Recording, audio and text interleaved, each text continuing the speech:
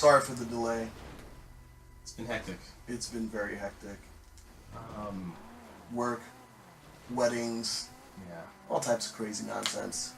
Fractured cars. You're gonna start calling Chad Pothole Kelly. This guy. Alright, let me explain myself. So we're going to pick up gunpla kits, which is what we do. Gundam Planet, by the way, in the Palisades, New Jersey. Amazing. Yes. If there was a place where I could retire to. Right across the street from them. There's an door. apartment building right across the street from Gundam Planet. I can't wait till they open up. Just move in. My entire rent. I'll be there for 3 months to get evicted. Yeah. I'll have every Gundam kit I wanted. But yeah, we were going there 5 minutes away. 5 minutes. Literally. 5 minutes. Less than a mile. Away from the shop. I'm sitting in the back seat, mind you, of his two-door, his coupe BMW. This thing is like 2 inches off the floor. It's not 2 inches off the floor. Alright, I've driven in lower. We were driving, the SUV in front of me, a good distance away, because I was just playing it cool, you know? Like, I didn't want to burn up gas. I wasn't speeding. This guy just kind of, you know, like does a little shake, like he hit a small hole or something. It was fine. I saw this massive hole that he actually hit into a little too late. I swerved. There's people to the left and the right of me. So I did the best that I could. 3 out of 4 tires missed the hole because it stretched across the whole lane. The back, The one goddamn tire where I was sitting. blown dampener instantly. Like the whole car, it looked like something out of GTA. Or You it know, felt like in something. GTA, when you hit a ramp, you hit that and it has that initial effect where it's almost like the car, like the bottom of the car scrapes the road or something. That's how it felt. Because as we hit that pothole, and we took flight, the back end of that car took flight, I swear it said wasted across the windshield. Oh my God. It was just... hit the floor. Oh my goodness. You know how people say they want to cry? I felt my soul just leave. It was hilarious. I was hitting him with memes on Facebook for about a week. Oh my God. We were playing GTA the other day because, you know, double cash, double RP. Constant jokes. Yeah, that's what we've been dealing with, and I haven't been able to look at my car the same. It's like, anyway, we're back, and we have some interesting topics to talk about for our game cast. We're gonna set things off with Nintendo. Yeah, Nintendo. We all know them for their latest console, the Switch. It's not a bad console. No, different. Not bad. Much better than the Wii U. It's been selling much better than the Wii U. And it's being raved about by Nintendites everywhere. Yeah, and the thing is, like with the Switch, I haven't played one yet, haven't got my hands on it, but I'm not compelled to, right? Yeah, my whole thing was travel. Mm-hmm. So like, when we were supposed to go to PAX, which is another reason why we were away. We were supposed to go to PAX. That would have been a great thing to have for that road trip. If we had gotten a chance to go to like E3 or something like that, the plane flight, I would love it. You know, if I traveled more often, I'd be fine with it depending on the library. But I don't travel, and their library isn't really speaking to me at this point. There's one game that I care about, and it's Zelda. And I don't know if it's enough for me to go out and pick up a Switch. Yeah, I heard it's a little overhyped. It's to me, it's the logical it's going in the logical direction that Zelda should be going in. Mm-hmm. Somewhere where I think it should have been Years ago. 2 installments ago. Yeah. But, you know, it's just not speaking to me. You know, I've looked at gameplay videos and stuff, and it's not compelling to me. Here's the question, though. Is it not compelling because it's just not compelling? Is it not compelling because we've seen most of that from Skyrim? Or is it not compelling because at the time of its arrival, we were blessed with Horizon Zero Dawn? I think it's the latter. And when this game came out, when the Switch was released, Horizon was out. Yeah. That's all I cared about. And I'm sorry, I'm gonna get blasted for this, but I think Horizon executes and does everything that Zelda's doing Much better. Better. Yeah, I completely agree. Horizon was so... It's mind-blowing every time I turn it on. And I'm not talking about from a graphical standpoint. No. We're excluded this. I'm talking storytelling. I'm talking the world. The combat, everything. Everything. Yeah. I get sidetracked in that game so much because there's so much to do, so much to see. The other day I called this guy up. I think it was like sometime in the middle of the night or something like that. I was playing, and I had paused because I was checking out something on my computer. And when I looked at this tree that I was standing next to, there were these leaves going up and down. And I was like, well, this is weird.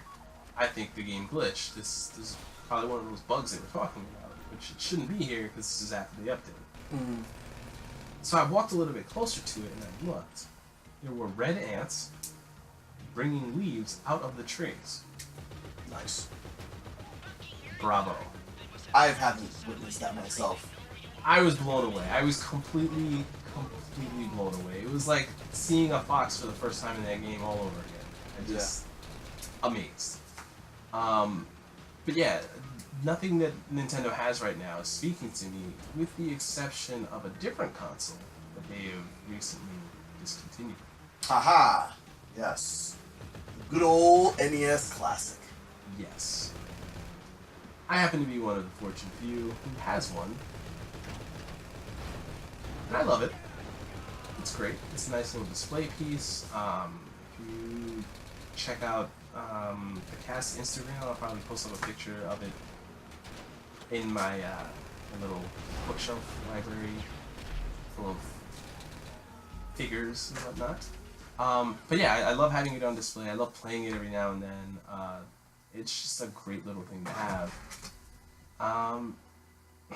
The only problem that I'm having is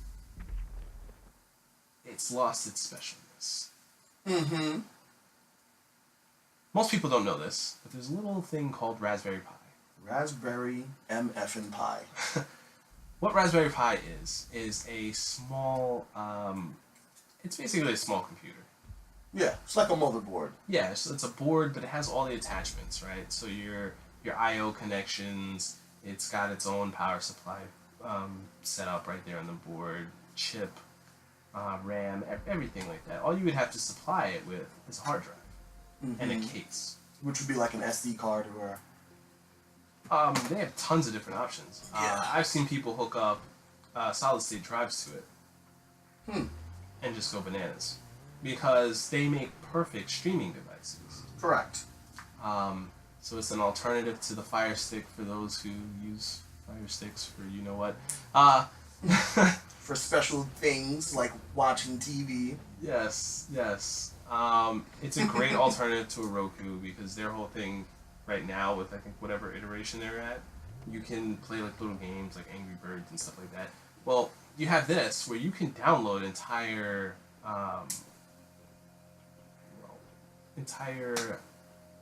what's the word I'm looking for? Libraries, catalogs. Yeah. Of games for different consoles. So you can essentially make yourself an NES Classic. But for everything. For everything. Like, you can throw whatever you want on there. It's just a matter of finding the emulators and then finding said ROMs. We're talking from Pong all the way up to PlayStation 2 as high as it goes. But yeah, that's a lot. Just saying that's a lot of classic titles that you can put on this. I'm gonna make me a Neo Geo one. Dude, I am... Mine is just gonna be my childhood. All the old stuff that I used to have. Tons of TurboGrafx games because no one knows about TurboGrafx and it's awesome. TurboGrafx was that joint, son. Bonk's Adventure? Yes! Yes! Blazing Lasers? Yes. Yo, I can go on and on and on. But we digress. Yes. So there's that, and it's unfortunate, right? Because for guys like me who have them, and then guys like my co-host here, who's you know like I don't need it if the Raspberry Pi is out there. Well, this whole shortage of they're not going to be on sale, the NES not being on sale anymore, isn't really a problem. Yeah, these assholes decided to discontinue it. Yes. And the shitty reason is, it's because of the Switch. Yeah, they don't want to hurt Switch sales. They don't want to hurt Switch sales, which is weird, because you should never be worried about a decades-old console. Yeah. It doesn't make any sense, because these guys, they have something that is just... It took the industry by storm during the Christmas time. Yes. They weren't expecting it to sell hot. It was just a thing, you know, like a anniversary thing, like when Honda put out the S2000. Just a commemorative, hey, we've been around for this long. Right. And it was amazing. It was great. And it spawned all this other stuff, you know, like that's where you got this huge influx and, you know, hey, you can make a Raspberry Pi, and you can do this, or you can do that, and people hacking them and putting on 300, what was it, someone put like 700 games on there? Yeah, something ridiculous. Yeah, and the space on that console is very limited. Like, it's small. Extremely limited. But it's great. Like, I mean, there's a whole community behind it, and it's awesome. And to think that they would just stop that because of the Switch is awkward. Very awkward. What's even more awkward is there's a lot of rumors. Like, my entire news feed on every social media outlet was filled last week with rumors of an SNES Classic. Mm-hmm. Which got me going, because I've been jonesing to play some Donkey Kong 2. But yeah, I mean, a lot of people can relate to that console a little bit more than the NES even. Yeah, that was my console. Like, I had a Nintendo. Yeah.